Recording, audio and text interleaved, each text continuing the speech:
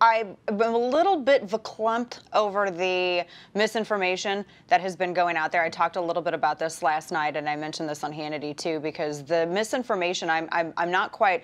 I kind of have to. I'm a little bit suspicious of this coming out right now. I just want to make a couple of things clear to the point of what you had already said. And I've seen this misinformation out there as well.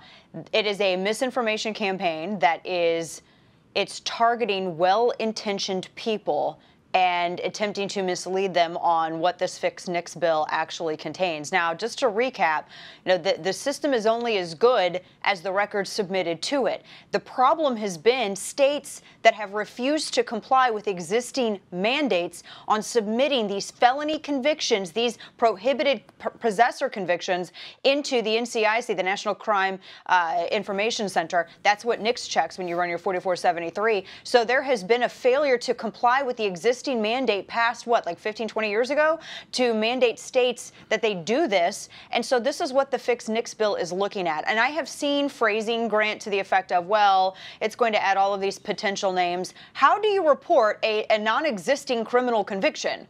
I mean, quite frankly, it's silly. Let's not do fake news when it comes to our Second Amendment rights. The bottom line is that the only names, Grant, that are included on this are those who are already under current law prohibited possessors, people who have chosen of their own free will to behave in a violent manner so as to forfeit their Second Amendment rights, and or those who are adjudicated mentally unfit. Everybody has received due process. They are already convicted. The problem is, like we saw with Sutherland Springs, when you have only about, 38 states that submit less than 80% of their convictions into the NCIC, you have at least around 7 million cases that are out there in the dark. The Sutherland Springs was one of those cases. The fixed NICS bill is all about incentivizing states to comply. Now, to that point, Grant, the country can have a debate all day long as to whether or not we should be incentivizing states or people in office to do their jobs. That's fine. We can have that debate.